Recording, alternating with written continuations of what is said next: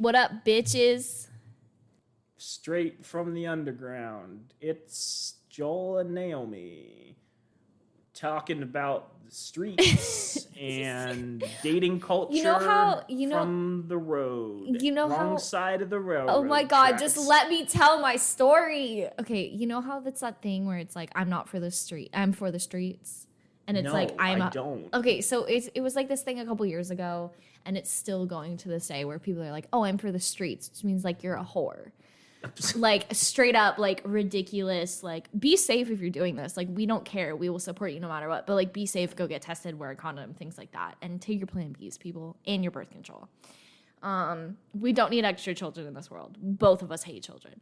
Moving forward. I don't hate children. I don't want to have kids, but I'm not like fucking children at that elementary school. I'm gonna pump this kid. Makes my blood boil. Yeah, it's like it's kind of like how do I explain this? It's like owning a sloth. I like sloths. It's fine spending time around sloths. I wouldn't want to spend 18 years of my life raising a sloth. You know what I mean? How long do sloths live?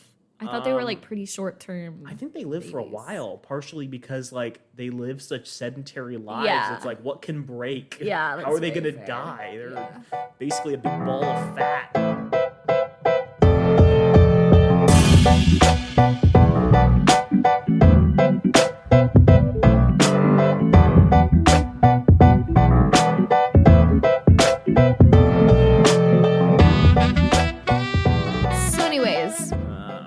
Start now? Let's start with our drink, ladies and wait, gentlemen. we haven't even done the. We are Naomi and Joel Guy. Welcome back to another week of our foolish podcast. Completely unscripted, if anyone can tell. This is a dating podcast, a podcast where we talk about sex, dating, relationships, Mostly and why women deserve less. But this week, every week we try a drink, and this week we are trying dry botanical bubbly Rainier cherry. Is that how you say that? Sure. Yeah. Naturally flavored sparkling beverage with other natural flavors. That's such a bad ad read. Like, they're not even paying us. Recycling is good karma. That's what it says on the back. Cheers. It's fine.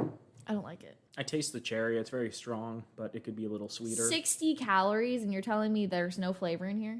Yeah, this could be 0 calorie. Carbonated water, cane sugar, natural flavors, phosphorus. Why is there cane sugar in this? You can't even taste the cane sugar. I know. It's like aqua sugar. I think they're lying to us. Naomi, tell me about this book, Why Does No One Deserve Why does no one deserve less? We deserve less. We hate bad people on this podcast. Tell me what we've discussed in the past 4 chapters. What has he been talking about? What foolishness has this man been This fool, and I don't mean that in a way that is nice. I mean this in like a he is the worst. He is just a bitch ass. Hold on, I need to take a picture of Joel right now. He has funny hair. Okay. I'm so happy I get to edit this episode. So anyways, this fool wrote a book about why he thinks that women are like the worst ever and take advantage of all parts of society and take advantage of men. And he's like shedding light to like incels about like why they should hate women more, even though they already are incels. But doing it in such a way that's promoting right-wing conservative bullshit at the same time. But also Joel is picking apart every single thing that he's saying and writing about 10 pages about every quote. So Joel, take it away. Page 54.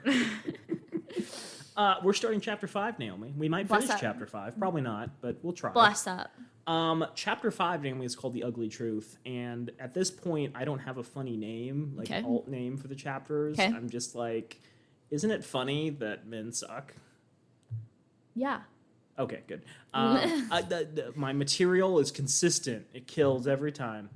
So he starts. Women hate beta males so much, they'll assume $150,000 in student loans to go to college for 4 to 8 years to qualify for a 40 to 50 hour per week soul-crushing job just to avoid marrying one. That's a quote of the one and only Rollo Tomasi. Oh, that's that guy who's who self-nominated himself to be like... No, that's a different dude. Rollo is the guy who wrote about like pickup culture. Oh. You're thinking of Sterling Cooper. Okay, Notorious why do all of them porn sound star. like Because Rolo is like chocolate. I think it's Sterling because they Cooper- all are like trying to sound like authoritative, like powerful men, and at a certain point, like you're just kind of mimicking the exact same like structure of names and like vocal sounds. They sound like you know how like kids cartoons are a thing, like Bluey. Yeah. I'm thinking like this is like what the names will be in the next kids cartoon that comes out that becomes popular. It's Sterling Cooper. Yeah. Fighting the forces of evil, run by Rollo Tomasi. There was this show on Disney Channel when I was younger. It's called Sunny with a Chance, and Demi Lovato was the main character. I'm pretty sure Sterling Cooper was one of the names of the characters. Okay, keep going. I'll look this up. Good. I hope our listeners are waiting for this. Naomi, what do you know about alpha and beta males? Not much other than everyone wants an alpha and no one wants a beta. Yeah. So alpha and beta males is a term that emerged in the last like 10, 15 years in online pickup dating, right-wing conservative incel culture. Blah, blah, blah, blah. Yeah. Alpha refers to men who are at like the top of the heap. They're like better than other men. They're more Yummy. attractive. They're more successful. They've got 50-pack abs. They can bench press 1,000 pounds with one arm. Hot. They're really good. Hot. And beta males are losers who can't get dates, and they're unattractive, and they're just exploited by everyone, and you don't want to be one of them. Yeah. And the big thing that supports discourse about like alpha and beta males is science. Because science has proven that in every social group, there's alphas, they're dominant, betas that are subservient, and all of it's complete bullshit. The big thing that supports their argument is studies of wolf packs. And it turns out that when researchers have studied wolf packs, they found out that there are alphas, quote unquote, and betas. The thing is, for the most part, they were studying wolves in captivity, which is no basis in like actual reality. But also when they went back and checked wolves like out in nature, they found that the wolves who ran the pack just happened to be the parents. Because it turns out wolves will have kids, and then the kids will stick around, and the kids will be like, oh, we should follow like our parents who might know more about the world than we do. So there's other stuff that like breaks down like why the alpha and beta dynamic like has absolutely no basis in nature. There's some animal species where it like somewhat holds true, but for the most part, you look at monkeys, and monkeys are like very communal cultures where it's like, hey, we're going to share our things and like pick ticks off of each other. And like, if we find extra bananas, we're going to do that. And we're going to distract predators from one another. And that's maybe a better model for human civilization, at least one that doesn't treat certain people as like completely replaceable and like worthy of death. We like one of the only cultures in the world that like sends our kids off after they graduate high school. Like basically every other community. I mean, it's very much like a Western idea Yeah. of like starting your own like family away from everyone else. I wouldn't say we're the only culture, but yeah, it's different than a lot of human civilization has been. Like in the Middle Ages, everyone kind of lived in the same homestead, or same, Multi-generational, like, small house. Yeah. So I bring that up because he's bringing up beta males as if it's like established like natural law, which I mean to someone who listens to podcasts for 30 hours a week maybe makes sense to him, but has no basis in reality. But let's talk about women hating beta males. Okay. So let's presume that beta males exist and alphas exist. I still have no idea what he's talking about. Yeah. Because it seems like he's either trying to say women are trying to attract alpha males with a college degree, or that women don't want to even date alpha males and will go to college to be completely independent.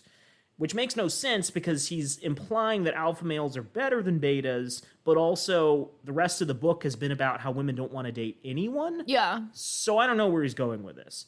I think there's an implication here that alpha males go to college, and that's where women meet alpha males, but he's completely unclear, so I can't say for certain. Okay. Circling back to the beta male comment, he's talking about all men who can't get dates, all men who are struggling to find a partner, most likely the men who are reading this book. He's calling his readers betas, people who can't get dates, people who women will not date, which I think reinforces how toxic all this like pickup artist fitness culture is for young men. None of this is empowering, right? None of this is inspirational. None of this is like... It's not? I know. But it's interesting because it's not just women suck. It's also the men reading this suck. The people who can't get dates suck. it's not even saying the men who are reading this are better than women. It's saying that they're just as much of trash, which, boy, is a damaging message. But let's bring fact back in the room. Naomi, do you know what percentage of women attend college? No, I actually just recently read the 2018 census, and it was like, it was just covering how many people had degrees of any kind. What's your guess? That was, I don't know. I don't want to say guess because I already looked at the percentage. So I'm sorry. I looked ahead. I was very excited. So Statista says that from 1940 to 2021, they published a piece, percentage of the U.S. population with a college degree by gender from 1940 to 2021, and that was by Aaron Duffin in July of 2022. So they say that as of 2021, 39.1% of U.S. women had completed 4 years or more of college. So it's not 100%, it's closer to 40%. That number may be rising in more generations, but we're not at 100% or anywhere close. So not all women go to college to do exactly this. 4 in 10 women go to college, per his logic. Okay. But I guess the next thing is, Naomi, how much do you think average student loan debt is? Oh, God, that's a really good question. Well, I knew someone that went to college for 3.5 years out of state, and she had about over $100,000 when she got out of college. Okay. Do you think she's representative, or do you think most people go in the state if they do go to college? Ooh, I'm gonna meet in the middle. I'm gonna say $54,000. Interesting. Okay, so Forbes That's had an on article average. about this in May of 2023. See, what's interesting is like we're recording this in 2023, and I found evidence from 2023. Crazy. It's interesting because if you publish a book in 2023, you think you want to have updated stats, but that would require work. What? Not writing something in a weekend based off of like the bullshit you believe. We all know he did not write this book. Well, whoever he hired wrote it in a weekend, yeah. So Alicia Hahn in Forbes, in an article titled 2023 Student Loan Debt Statistics on May 9th of 2023, says that on average, $28,950 is owed per borrower, so about $30,000. Now, it does go as high on average as $40,000 for states like New Hampshire, which is a pretty expensive state to begin with. Yeah. Or if you go to a private school, it gets a bit higher. Yeah. It's as low as $18,000 per student in places like Utah. Is that because of cost of living difference or just cost of college? That is an interesting point. I didn't dig into that. I have to wonder, there's lots of contributions. I wonder if a lot of it is people from out of state going to certain schools. Yeah. Maybe certain states have more out of state people, which would drive up the average. Or alternatively, more people going to schools that are in state. Well, I think there's probably states where parents contribute more of someone's like college tuition based off of just like average socioeconomics. It could also be that one of the biggest colleges in Utah is Brigham Young. Oh. And so like the contributions from the church could contribute to that. That's a good point. Yeah. That's a good point. There are people who have $150,000 in student debt, but the average is 1/5 of that. So again, he's saying that like women are trying to avoid beta men by assuming $150,000 in student debt. Well, nearly no one has $150,000 in student debt. Now, there is a breakdown. There's a gender ratio of student debt and who owes what. 47% of women who attended school hold student loan debt versus 40% of men. Now, there are slight differences there. I completely concede that. But it's interesting that less than half of both sexes have student loan debt. And also, are men trying to escape beta males by going to college? Or is he going to be like, well, women will go to college and get a fake degree, while men will go to college and get a real degree, like engineering and STEM, which is very funny because so many engineering and STEM companies have been doing layoffs recently because capitalism ruins everything. Capitalism. Yeah, Naomi did the whole like SpongeBob rainbow hand motion, which communicated really well in the audio. Yeah. Now, moving on further, let's talk about like number of people who have debt greater than $100,000. There is a website called educationdata.org, which kind of gathers this information to allow policymakers make better decisions. On an article by Melanie Hansen that was last updated in May of 2023, it says less than 10% of student debt borrowers have greater than $100,000 in loans. So 40% of women have attended college. Less than half of those attending, 20% of women, have debt. And only 10% of borrowers have debt greater than $100,000. So about 2% of women fit the description he's talking about. 2% of women hate beta males so much, they go to college and get all the things he talked about. Well, I can tell my friend that has a lot of debt that she's part of 2% of women, so. Also, it's interesting because there's research that tells us why women attend college. No. It turns out if you ask women why they go to college, they have completely different answers than, some jerk off on the internet. Hit me with it. I doubt he'd trust anything that surveyed women for their opinions. But one theory that seems to be pretty common, based off the Department of Labor stats, is that women recognize a college degree as one of the best ways to increase lifetime earnings, regardless of what major they take. And that makes sense because we brought up, I think, in episode 2 or 3 of this, that women have to attain 1 degree above their male peers just to make comparable wages. So men with a high school degree make the same amount of money over the course of their lifetime as women with a college degree. Okay. Yeah. So women might recognize this and decide to go to college, not avoiding beta males, but just trying to make more money. And he might argue, oh, well, that's like independence related. Okay, fine. The Department of Labor article from last episode noted that the median weekly earnings of each sex by educational attainment, and women who have a high school degree only make $735 a week. Women with some college make $847 a week. Women with a bachelor's degree make $1,248 a week.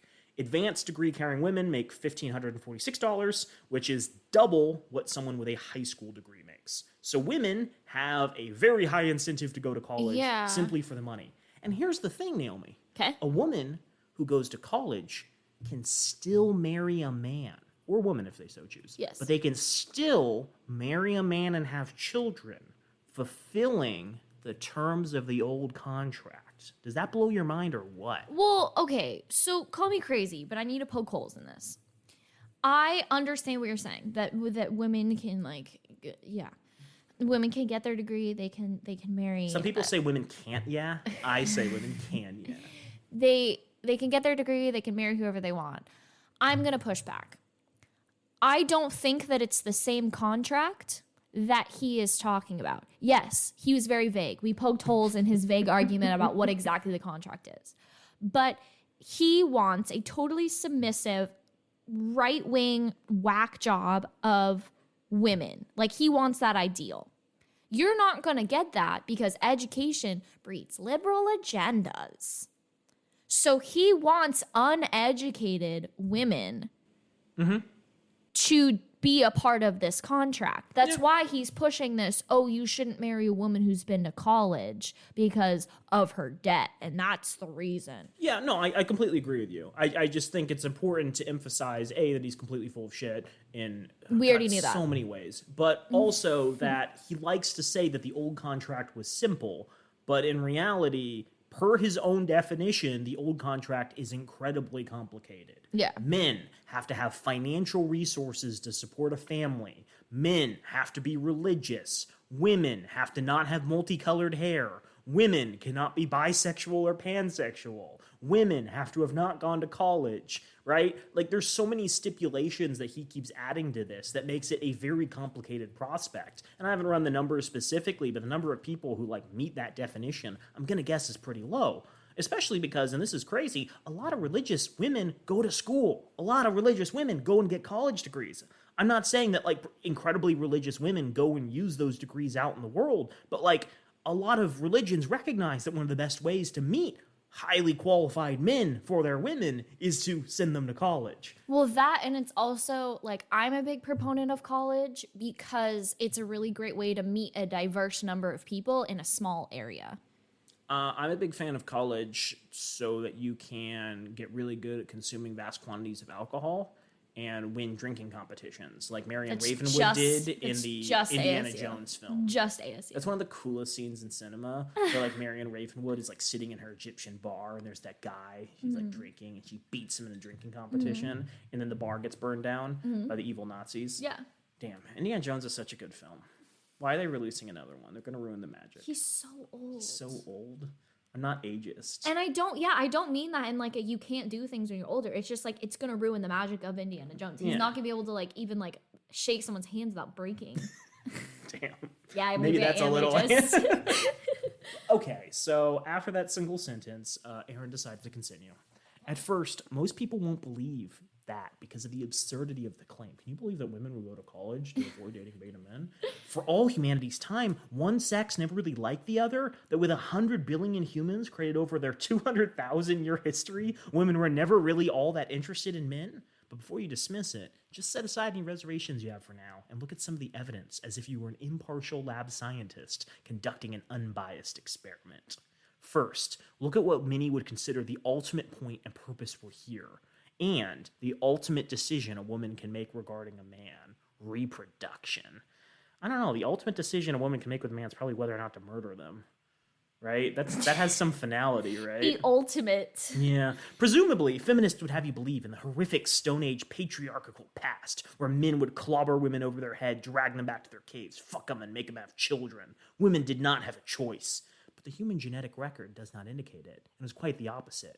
Most women did get the pass on their genes, where only a minority of men did. Naturally, some of this can be attributed to men getting in war or being enslaved, while others were financially successful and ran harems. But even in recent times, like Bill Gates, I guess, but even in recent times, where women had at least some choice, only 25% of men passed on their genes. If women were at least as interested in men as men were in women, we would not see these lopsided numbers in reproductive success. It is proof that when it comes to the most important decision a woman can make with a man, she is only fractionally as interested in men as men are as in women. It should be further noted this data goes back 70,000 years, indicating this overall disinterest in men is now thoroughly hardwired into women's genetic code. Closely related are differences in the male and female sex drives. Since it is the primal reason men and women get together, and it's the most important thing to men, it's a very relevant measure of women's interest, or lack thereof, in men. What do we think?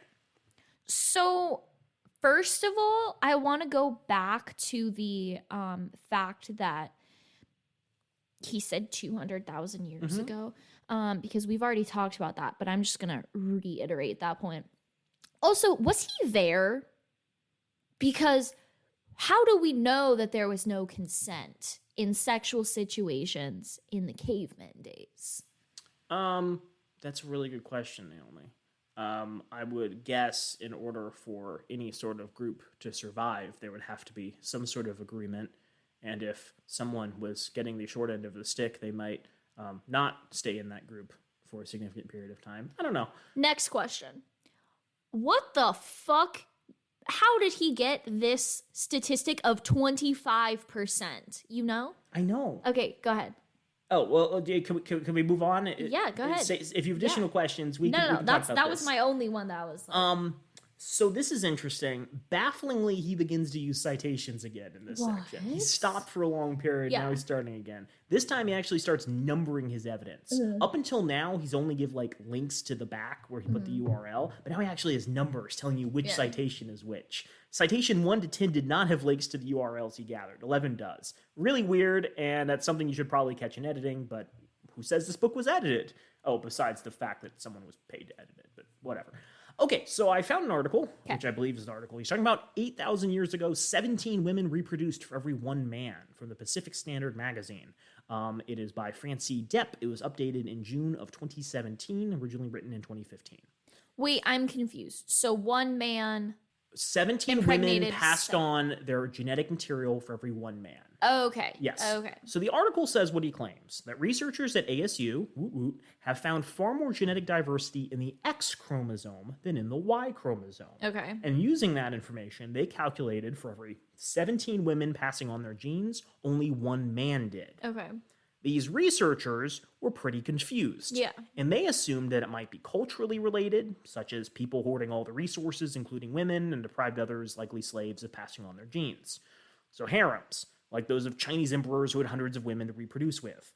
Harems were not super fun places to be that women liked hanging out at. They were usually stocked with prisoners of war who did not have the freedom to leave. It's less that women were making the deliberate choice to mate with specific men, and more of exactly what he's talking about, of them being clubbed over the head and dragged back to the caves.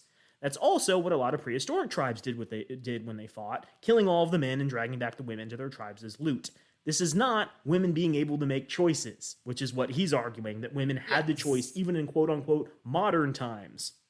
Now, outside that article, there's a lot of speculation that men tended to die more in wars, that he admits.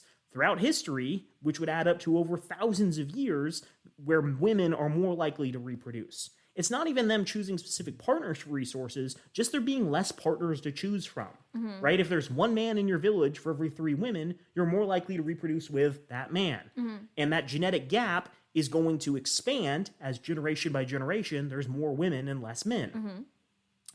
There's also the idea that the ratio is closer for even male-female reproduction, but for whatever reason that people with more male contributors to their Y chromosome didn't get to reproduce as much, right? So it could be in certain parts of the world, there were lots of men and women reproducing equally, but then there was like a massive famine that wiped out those people who had equal contribution. And if you think about like throughout world history, there being a lot of wars and plagues and famines and whatnot, there's big chunks of our genetic legacy that are just like left out. Also, it's really interesting that the sample size of the research is only 480 people, which you might notice is a little bit different than the 7 to 8 billion people we have. Now, admittedly, like, I understand you can have statistical sample sizes, but they're looking at 480 people in a very specific part of the world, Arizona, which is not going to have the same level of genetic diversity as the rest of the world. So not only does the evidence indicate that, like, if this is indeed true, it was probably tied to things like harems where women didn't have a lot of control, there's also a lot of speculation that he's completely off base, and, like, if women did have autonomy, it's very likely, for whatever reason, the research just doesn't capture the fact that there was probably equal reproduction throughout history. So I can understand where he's coming from, but he's not making the case, actually, that women had complete control to reproduce with whoever they wanted. He's making the case that women were forced to reproduce with specific people. So what you're saying is he's wrong. Yes, but in more words. Okay. So what you're saying is nothing has changed since the beginning of the book. Yeah. Okay. But wait, he has more evidence now. Oh, okay. It's better. Okay. Unfortunately, sex drive is not so easily measured. However, here are some numbers that show the disparity in sex drives between the genders. Sex rates between gay and lesbian couples are revealing. Gay couples have sex about 6.5 times more frequently than lesbians, indicating women's interest in sex at only 15% that of men. He's going to do something really fun with these stats, so keep in mind each time he brings one up. Okay. So he cites this. The article he cites is The Ins and Outs of Sexual Frequency from Psychology Today. It is an article written by Amy Muse in June of 2012. I don't see what he's talking about in this article. I don't see the claim that he makes being represented in this article. Okay. What I find when I read the article is it says in one study of 16,000 American adults, which is more than 480, I'll give him credit for that, the typical participant reported having sex 2 to 3 times per month, but those under the age of 40 reported having sex slightly more often once a week. Regardless of age, couples also tend to have sex more frequently in the early stages of their relationships. Among couples in the first 2 years of their relationships, 67% of gay couples, 45% of heterosexual couples, and 33% of lesbian couples had sex 3 times a week or more. The numbers drop off somewhat with time. For couples who had been together 10 years or longer, 11% of the gay couples, 18% of the heterosexual couples, and 1% of lesbian couples were having sex that often. That's sex 3 times a week or more. Okay? So you have 11% of gay couples and 1% of lesbian couples. Yes. Oh man, that's a gap. Now, we do see a big gap between gay and lesbian new couples. That's a 100% gap because, again, 67% of gay couples are having sex 3 times a week.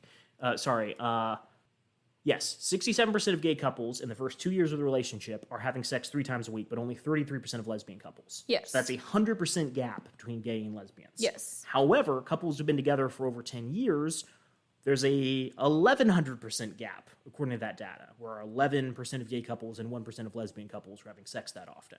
I'm a little confused by that, 100% versus 1,100%, because I don't see what he's talking about with this 6.5%.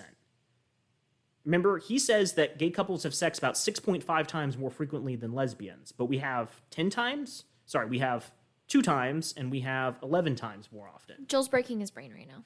Okay, but think about it. 2 plus 11 divided by 2. What's that? 2 plus 11 is 13. Divide by 2 is 6.5. 6.5. Okay.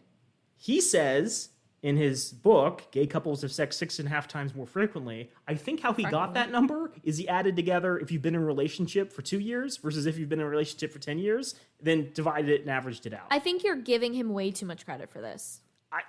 That's the only place it makes sense. Okay.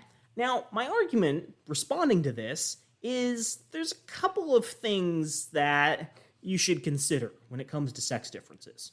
First, different people define sex in different ways.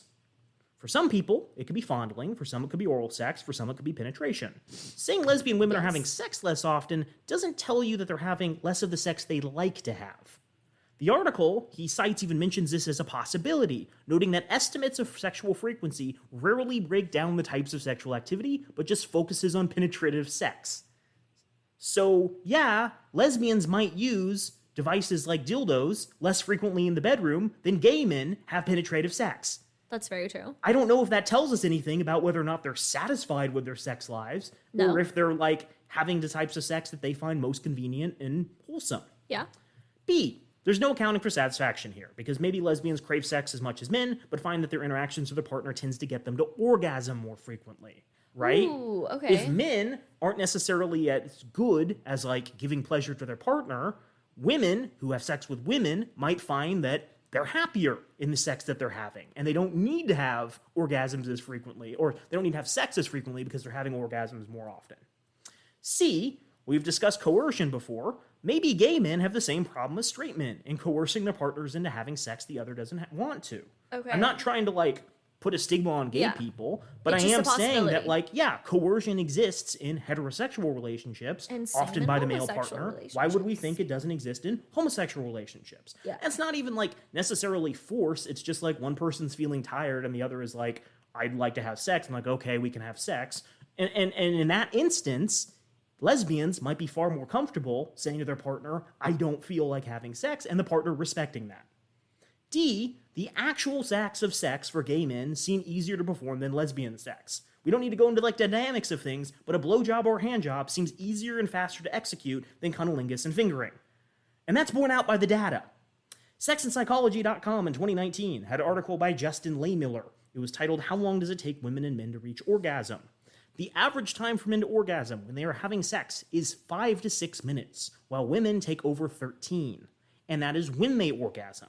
We've already gone over how women orgasm far less than men do in heterosexual couplings and far more when in lesbian pairings. So sex for women can take twice or 3 times as long as sex between men, meaning it might be more difficult to fit into one's week. Yep. Right? If you're a gay man, it is far faster for you to have sex and reach completion than it is for lesbians. Yeah. And the fact that lesbians have less sex might just mean that they don't have the time available like gay men do. Mm-hmm. But Naomi, what was the data that the article was using for all this information about gay couples and lesbian couples and straight couples having different amounts of sex? It interviewed 16,000 people, right? It must be really good data. Well, the article uses 2 citations, and they have some interesting sources. Citation 1 is a 2004 study looking at happiness, income, and sexual activity. That study admits, on page 6, that when you ask people about sexual activity, some will exaggerate to show sexual prowess, and some will minimize for modesty or to conceal extramarital affairs. Mm-hmm. So they admit, straight up, we talk to a lot of people, and this may not be accurate, but it's like the best data we could find. It's interesting, because one might assume that women who are lesbians might have reasons to say, I don't have as much sex as I actually do. Yeah. And men who are gay might be more proud and open to admit that they have lots of sex. Or being men, they just lie and exaggerate and say I'm far more like sexually prolific than I actually am. Second, the study does not look at masturbation at all. It could very well be that lesbians masturbate more and gay men masturbate less when in relationships. Yeah. And because I'm not a hack fraud, I looked that up too. I'm not even speculating. So there are a lot of websites for gay women, one of which is called autostraddle.com. Love that. It is all about like gay women having sex and like culture surrounding that. They did a survey in 2015 by Reese, April 2015, an article titled Queer Women Masturbate More Than Straight Women. They did a survey about masturbation habits and found that in a sample size of 8,500 people, queer women were twice as likely as straight women to have masturbated in the last 90 days. They also point out that queer women are more likely to be in a long-distance relationship than straight women, which might play a role in how often they have sex with their partners. Remember, all this started because he made the claim lesbians have less sex with their partners than gay men do. Well, lesbians are less likely to have a partner in the same house as gay men do. Back to the 16,000 people study, they didn't even seem to define sexual intercourse. I think most people would assume penetrative sex, which excludes a lot of common sexual activity. It also notes that there is no relationship, none, between income levels of men and women and how often they have sex, kind of disproving the assertion entirely that women are seeking out one specific type of man to have sex or children with, right? If women were sexually attracted to men who made more money, people in relationships where more money was being made would have more sex. Yeah. But they didn't find that. They found that poor people are just as likely to have sex as rich people. Yeah. So there's no relationship whatsoever. What about citation 2 from that article? Citation 2 is a book about American couples written in 1983. I'm not sure how valid that research is for a book written 40 years ago about gay and lesbians at a time where it was still illegal to be gay and lesbian and married in large parts of the country. Yeah. I think this was also a period of time when sodomy was illegal in large swaths of the country. LOL, yeah. I think it might also have been difficult to find married gay people in the United States in the 1980s to interview, so it's very possible the sample size was completely off. So circling all the way back, his main claim is women are less interested in sex than men. He proves this by providing data about the rates of sex gay men have versus the rates of sex lesbian people have. But a huge part of that is, A, different people define sex in different ways. The article he cites even mentions that as a possibility. B, there's no accounting for satisfaction. C, we've discussed coercion. And D, the actual acts of sex for gay men seem easier to perform than lesbian sex. And also the whole research seems to contradict what he's talking about. You sound like a horse. Thank you. He goes on. Testosterone levels can also be used to measure sex drive, putting women's interest in sex at only 6.7% that of men's. What do you think? I don't want to talk about the sacrifices that a lot of heterosexual women make in order to have sex with men and not produce a child out of it. Mm-hmm. And that alone is just birth control. Actually, there's a lot of different things, but what I'm specifically talking about is birth control. Yeah. And the fact that their sex drive, if not put on the correct birth control, can plummet to negative numbers. No, I think that's a really good point. Unfortunately, I didn't do any research on that. But yeah, that's a big contributor. Women might want to have lots of sex, and so they go on birth control so they can have lots of sex, and unfortunately experience the side effect of having less interest in sex. There's also the contribution of if you're in a relationship and you're living with someone, there's a plummet there. Mm-hmm. There's also the plummet that happens when your partner is not partnering very well. And that can be for a variety of reasons. You're just picking up more slack than they are because they have a lot going on at the moment. Yeah. Or it could just be that your partner fucking sucks and isn't doing anything around the house or isn't taking care of their children. Mm-hmm. Let's talk about testosterone levels, Naomi. Let's do it. He says if women have less testosterone than men, this means they only have interest in sex, 6.7% that of men. Okay. Last citation, I think he said, was 6.5%? No. 15% of the interest. This one says 6.7%. Keep those numbers in mind. Okay. The reason I bring this one up is because this is the worst citation in the entire book. Okay. The citation he gives is an article titled Circulating Testosterone as the Hormonal Basis of Sex Differences in Athletic Performance. It's an NIH study, July 2018, done by Daniel Handelsman, Angelica Hirschberg, Stephanie Berman. Super authoritative study. Okay.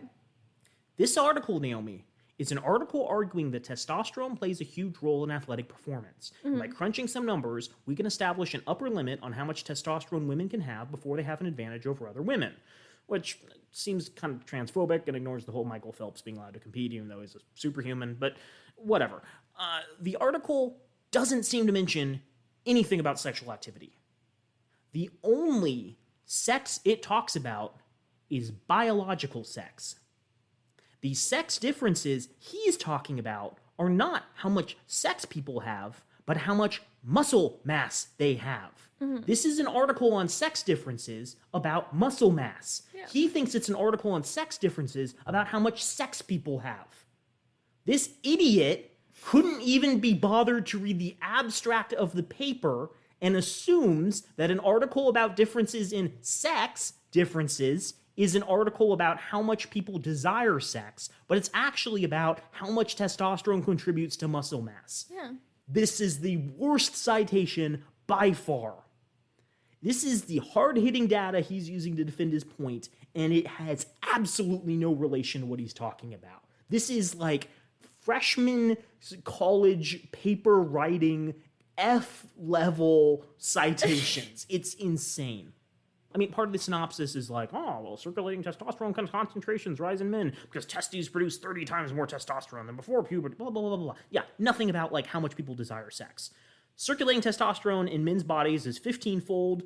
That is of women, that's 6.7%. This leads to differences in muscle mass and strength. Not interest in having sex, you absolute chumblefuck. So we got 15%, we got 6.7%. What about this third citation? Proxy measures such as porn consumption by gender show women consume only 1/25 the porn of men. What do we think? I'm going to say no. I think that yes, men may consume more than women, but I don't think it's 1/25 the porn of men. Good. Okay. That's all I have to say. I mean, off the cuff, I don't know if I mentioned this later in the outline, but I'm going to speculate that a lot of porn is not stuff women want to watch, because a lot of porn is like highly coercive and like abusive. Yes. And women might be like, you know what? I get enough of this in my life. I want to find something a little more relaxing. Yeah. And they have a harder time locating that. But let's talk about the article, the citation he uses. It's called The Porn Gap, Gender Differences in Pornography Use in Couple Relationships. This is by Dr. Jason Carroll and Brian Willoughby. It was published in July of 2017. It was published by the Institute for Family Studies. I'm sorry, this is the article discussing the study. Yeah. So it's in the Institute for Family Studies. That is a conservative think tank that proudly admits its goal is strengthening marriage and family life. They are very opposed to single-family, single-parent households. They do not often promote gay marriages as healthy arrangements for children. They may have a bias, but who's to say? So then I pulled the study that it's citing. The study asked a bunch of people about porn habits and then compared that data to relationship types to try and find some connections. For this project, pornography was defined as media used or intended to increase sexual arousal. Such material generally portrays images of nudity and depictions of sexual behavior. To measure pornography patterns, each participant was asked to report on their own and their partner's frequency of pornography use, personal use question, during the last 12 months, on how many days did you view or read pornography, movies, magazines, internet sites, or adult romance novels. To your point, Naomi, I don't think this is a very good definition of pornography. No. Especially since women are known to enjoy internet fan fiction and animated stuff, more than men. Really? Even assuming everyone answered truthfully, it would be very easy to undercount the prevalence of sexual content consumption. Using their own definition, they're very likely to undercount. Mm-hmm. Keep in mind also, they're reporting on what they think their partner's use is. So it's biased there if they don't know, like, what their partner is consuming. Yeah. The study also had some baffling conclusions that run contrary to any other research done on the topic, and it might be related to the fact that their sample groups were people who filled out the RELATE questionnaire. The RELATE questionnaire is a 350-question survey for couples to assess their feelings on and strengths in their relationship, and seems pretty innocuous, until you do the research and realize it appears to have been created and run by a Christian organization.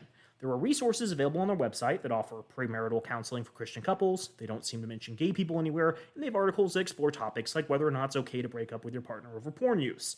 In fairness, they seem pretty open to things like sex before marriage, and even say divorce is better than unhealthy marriage, but there's clearly a bias there. The people taking this said they came to the survey per the advice of a class they took, a therapist, or a clergy member. 3 things that could all be religiously affiliated, right? Yeah. So it's interviewing a lot of people, but the people came into this by taking a religious study. Yeah. The religious study could have then pushed them into taking this, and so the sample size is biased towards people who are religious and might not consume pornography. Also, I took a class in college, and it was related to, like, doing community health assessments. Mm-hmm. And it was talking about, like, the fact that you need to find, like, the perfect amount of questions for a community to keep them, like, interested. 350 goddamn questions is too many questions for a survey. That's a lot of questions. Because at the very end, your eyes are glazed over, you're not answering them correctly. Mm-hmm. Because you're just like, just get this over with. So again, he's saying 1/25 women have interest in sex 1/25 out of men, or 4% out of men. But then I dug into the actual research in the survey. The survey says, when it comes to pornography use, there appears to be a difference between men and women across relationship commitment levels. When compared to men on the basic pattern of pornography use, women were about twice as likely to report that they never use pornography as men in the same level of commitment. The percent reporting never on personal pornography use were 57% of casually dating women versus 25% of casually dating men, 60% of seriously dating women versus 25% of seriously dating men, 61% of engaged women versus 38% of engaged men, and 65% of married women versus 37% of married men. Does that line up with what we've seen before? Even if we're relying on those numbers, there's at most a 2.4 times gap between genders, between people who claim they've never viewed porn, which I'd argue is a better stat to measure interest in porn, right? Compared to people who use it infrequently versus people who never use it, I would look at the people who never use it as a better proxy for whether or not, like, women as a whole are actually interested in this. Yeah. This would imply to me, if there's a 2-point times gap, women have 42% of the interest in porn as men do, if we're relying on, like, his stupid structure for valuing this. Not 4%, 42%. Yeah. By the way, I dug through the whole article, and I can't find where it says in the article or the research that women watch porn at 1/25th the rate of men. I think there's a stat about what percentage of respondents say they use porn weekly or more frequently, but that says 50% of men and 3% of women, which is a 6% difference. That says the lines above and below say that 90% of men said they used porn in the last 12 months, and 33% of women claim the same, which is probably a better number. That is, again, every 12 months, every year. And that's a 1/3 ratio, not a 6. Yeah. I'm getting messed up with all of these, but you understand what I'm saying. Yeah. That would indicate a 33% interest in porn versus a 6% versus a 4%. Everything in the study indicates that women have a greater interest in porn than what he's talking about. The actual article also is interesting because it's religiously affiliated, at least in my mind. Yeah. And it says, polling indicates half of adult women are looking to partner mainly with the 10% of men who don't use porn. So 50% of women are most attracted to the 10% of men who claim that they never consume porn. Yeah. I don't believe that. But his own source that he's citing says that one of the reasons women might be dating men less is because men won't stop watching porn. Not because of feminism, because of men's own choices. Yeah. Whatever. Unrelated to the content, women use porn less than men to masturbate. Men are nearly twice as likely to say they use porn whenever they masturbate as women do. So using pornography as a litmus test for interest in sex is completely divorced from the reality where women will sometimes just sit down and start masturbating using their imagination versus men who are like, I need to go find Sterling Cooper to watch. I heard something recently that men are more interested in pornography because they're more like visual people and women are interested in the auditory. I've heard that. I keep hearing it. I just haven't seen like solid research confirming it. Yeah. I think one of the best litmus tests is women doing things like consuming more novels than men do. Yeah. Which might just mean that women are more literate than men. They're also just, they have a better imagination. Exactly. Okay, so we've had 1/15, Yes. 15%. We've had 4%. We've had 6%. What's the next stat he's going to use to compare sex interest? He says only 20% of prostitutes are men, suggesting only a 20% interest in sex.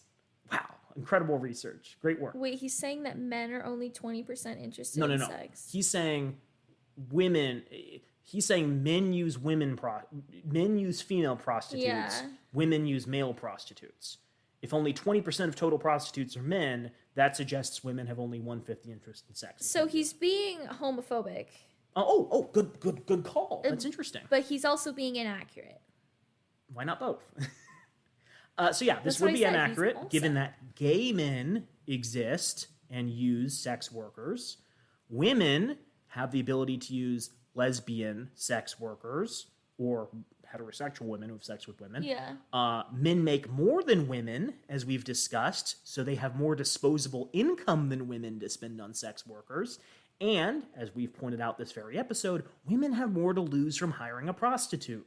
Unless there's a legalization of prostitution in a formal setting, women run the risk of being assaulted or getting pregnant far more than a man would have when buying a sex worker. That'd right? be so awkward. Like, you just, like, want a fun little night, and you're like, okay, I'm going to pay this person. And then you get pregnant. Yeah. And you have to find that person back and be like, hey, like, I'm pregnant. I think it's interesting, too, because, like, we understand, based off the stats we've talked about and, like, our general perception of society, that women are more likely to be staying at home, taking care of kids. And to me, it seems more likely that they're going to have less time available to go sneak off and visit a prostitute than a man would. Well, you're also limiting prostitutes to only married people or that's people fair. with children. Yeah. But you're also, this doesn't Oh my take God, into this is why account- women use porn less, because they're going to prostitutes more. Yeah. You're also like not talking about the fact that the stats for prostitutes that we have in this country and all over the world are just wrong, because a lot of people don't openly say on the census, "Oh, I'm a sex worker." And Imagine then if you had to pay taxes on it. yeah, and then the second thing is, to that point, we also don't know how many people are getting sex. Like we're not getting the we don't know how many people are paying for sex work, because the vast majority of times there is a cover or a front for a business and people are going in, like a massage parlor, for instance. And so we're not getting those stats. No, you're completely right. For all we do know about sex work in this country and abroad, there's still huge gaps in our knowledge. And I think one good example would be estimating how many sex workers there are total in this country. Yeah. Here's what's interesting, though. We've given a lot of, like, bullshit. We've given some speculation. Yeah. What does the actual research say about prostitution and women's interest in it? Again, unfortunately kind of limited, but there has been some articles discussing legalization of prostitution in different countries, one of which was Australia. So in 2014, Clarissa Sabag Montefiore wrote an article for Aeon, which I believe is an Australian kind of schmancy magazine, and it says, when it comes to buying sex, are women any different from men? She interviewed a number of male escorts in Australia after sex work was effectively legalized, and all of them said, "Oh, the number of women approaching me has dramatically shot up." Anecdotal, but maybe means something. Also, okay, can I add on to the fact that there's a spike in women that are initiating divorces in this country? And we talked about this in the first couple episodes of this series, but I also want to note that if they are not getting sex from their partners that they're married to or getting divorced from, they might seek it out in different ways that they find safe. Like it could be like, oh, I'm gonna go seek out a woman prostitute because or a person identifying as a woman prostitute because they feel safer than getting a male prostitute. So again, that's kind of anecdotal, but there actually has been some solid research done. The Daily Mail had an article in 2017. That don't make no sense. Nope. One of these numbers is wrong. Okay. The article says it's November 2017, written by Jack Flanagan for the Daily Mail Online. However, it says research done in 2019 found that the use of male escorts by women had increased 300% in 5 years since it was effectively decriminalized. It also notes that the number of male escorts available in each country is dramatically different. It's a bit outdated, but illustrates the very important point that if a woman wants to hire a prostitute, they're probably going to have a very hard time. Yeah. Right? The research estimated 3,500 male escorts in the entire United States, or one every 10,000 square miles, or one for every 100,000 people. Compare that to research that indicates there are 1 million prostitutes total in the United States, or one for every 350 people, right? So even 10% of that number would be one for every 3,500 people, roughly 30 times as many as women have to choose from. So assuming all women are pursuing men and all men are pursuing women when they're looking for prostitutes, it's much, much harder for a woman to find a male prostitute, even if they're interested in having sex with one. Yeah. The legalization thing, I think, would also indicate that women are interested in hiring a prostitute because they can have amazing sex with a prostitute. The thing is, they're only comfortable doing it when there's a legalized setting and, like, safe clubs that they know that they will always be protected, that they can always say, hey, I want you to stop, I want to try something different, things like that. Yeah. I don't think a lot of women want to approach a man on a street corner and be like, let's go bang in the alley over there, right? That's not something they have a lot of control over. Yeah. It's not something they feel safe with. Yeah. So, again, probably not a great proxy, but 20%, Naomi, 20%, 15%, these are all adding up. 100%. So I think this is the last litmus test he's going to use, and this might be where we wrap up for the day. But the last example he gives that shows there's a difference in interest in sex is an infamous 1970s study by Dr. Russell Clark, which showed that women had zero interest in sex when bluntly propositioned. Do you know anything about this study? So I don't know anything about the study, but I was like looking at it and I was like, okay, you mean like someone comes up to you and is like, let's go bang. Okay, I would say it depends on the person. I honestly would say that because I think the vast majority of the people that I am affiliated with, they could go either way. Like it honestly could. I would say some people would and some people wouldn't. I would say there's a lesser proportion of people that I have associated with that would say yes in that situation, but it's not impossible. I would say it's not zero. It's never zero. Sure. So this study is interesting. I've heard this cited a couple of times. It's from the 1970s, so it's 50 years outdated. I'm going to guess women's desire to have sex with randos might have increased slightly over that period of time, but whatever. The basic study was this. Male Confederates of average attractiveness would approach potential female partners with one of three requests. Would you go out tonight? Will you come over to my apartment? Or would you go to bed with me? The great majority of men who were approached by females were willing to have a sexual liaison with women who approached them. Women, however, were not. Not one woman agreed to a sexual liaison. Whoa. Yes, I had to struggle there. Yeah. So this took place at a college in Florida. The college was FSU, Florida State University. Yeah. And basically, they would get a bunch of research assistants. They would have them approach people in the quad, the main area of the campus, and ask them these questions. They would randomize, who was asking who what. They would switch up the questions. And then once, they had asked them the question and that person had moved on, they would go and tell the person, hey, we are doing research. Here's, what we're trying to study. So 69% of men agreed to random sex with women who approached them, while none of the women agreed. Sure, that's what the research says. Now, this has been cited for years as proof that women have no interest in sex with strangers, ignoring that the sample size was 48 women and 48 men. The college was Florida State University, which I think is probably a pretty conservative college compared to some others around the country. And I really like this. 56% of women approached by average attractiveness men agreed to a date. We already talked about this, remember, I think in episode 1, where women are more likely to go on dates with men who are a 5 or a 6 out of 10 because they consider them more attractive. This study he's citing... it's not attractive, it's just safer. Yes, they saw him as less chauvinistic, and, more confident. Which therefore attractive, So his own citation is confirming that women are not going for alpha male chads like he thinks they are. This is not new. His citations suck. But I want to talk about how many times he sucks. Okay. Yeah. So yeah, it blows the whole women are only attracted to attractive men thing out of the water. Keep in mind, many of the women who were approached could have been gay. Many may have had boyfriends, which makes that number even higher. But I concede it could have been inflated by women not wanting to seem rude. Mm-hmm. Also, I think, again, the difference is that women have a lot to lose in random hookups compared to men. Yes. And far few options to de-escalate a sexual encounter than men do if their opinion changes. The study even mentions that, right? The study in the bottom is why is it that there were such big differences? And they speculate women have more to lose, whether from a social stigma thing, or an STI, or getting pregnant. It may also be, of course, according to the study, that both men and women were equally interested in sex, but that men associated fewer risks with accepting a sexual invitation than did women.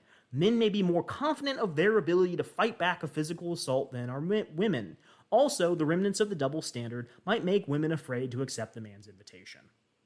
Okay, so he takes all this evidence. Aaron takes all this evidence that he's just given us for why women must be less interested in sex than men. Yeah. And he says this. We could split hairs about the actual number, but what is more important is that when you look past the mindless fact that women don't like sex as much as men and realize that what that says about women's natural hardwired interest in men. Oh boy, I butchered that sentence. If you look past the mindless fact that women don't like sex as much as men and realize what that says about women's natural hardwired interest in them. If we average the above numbers, women have only 7.6% of the interest in sex in men as men do in women. That's his conclusion, 7.6%. He took those numbers, and women's calculated interest, averaged them out. 7.6%.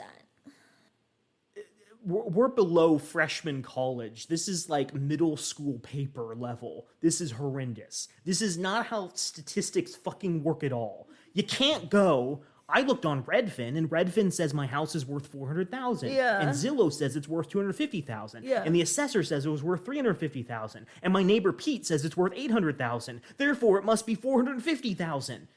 You need to have identical data. You need to know how the data was collected, and if the edge cases are worth including, if the populations being compared are even the same.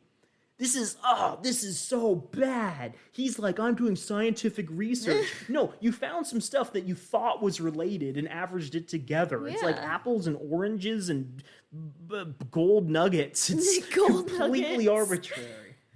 I think that is where we're going to wrap up today. Joel, I had a great time. I really enjoyed picking apart the same book for the sixth time. Naomi, we haven't discussed anything but this book on our podcast. We're on episode like 115, Oh my 116. God. It's all been this Life book. is a lie. Do you remember anything outside this book? It's all been this book, and it will always Stop continue to be gaslighting this me, okay? Let's bring it home. The reason I continue to dig into this horribly written train wreck of a book, which is mean to train wrecks, which are beautiful in their own way, is certain people are reading this and going, "Oh, Aaron, that's a really good point. I have never thought of things that way." And they need to understand that everything this man spouts is arbitrary bullshit that he thought sounded good. And if you hear anyone in your life talking about this book, we would like you to have takeaways and a basic understanding of what's going on within it so you can gently push back. I don't think magically that when you talk to someone who's absorbed this and thought it was valid that their mind is going to change, but I do think it's valuable being able to provide insightful criticisms. You're did he consider this? Did he consider that? Why is it that they believe these things? And maybe push them towards a more positive outlook on stuff than this dreadful, dreary, non-affirming, disgusting relationship guide that Aaron has purportedly written. Joel, I love you very much. Mm-hmm. Let's wrap up this episode. Okay. You know what's better than this book? Dry Botanical Bubbly. Not by much, but by enough that if they wanted to noticeable. If they wanted to sponsor our episode, I wouldn't say no. I'd have to think about it, but I wouldn't say no. Dry Botanical Bubbly, get with us. We will send your cherry to the moon. We will rocket it to... I don't like how you said that. That sounded dirty for some reason. People, we love ya. Have a great week. Wear a condom. For God's sake, wear a goddamn condom. And don't get gonorrhea on the side. Women, if you're having sex with a man who's read this book, double layer those condoms. Okay, don't do that. That's actually terrible advice. Triple layer those condoms. We love ya.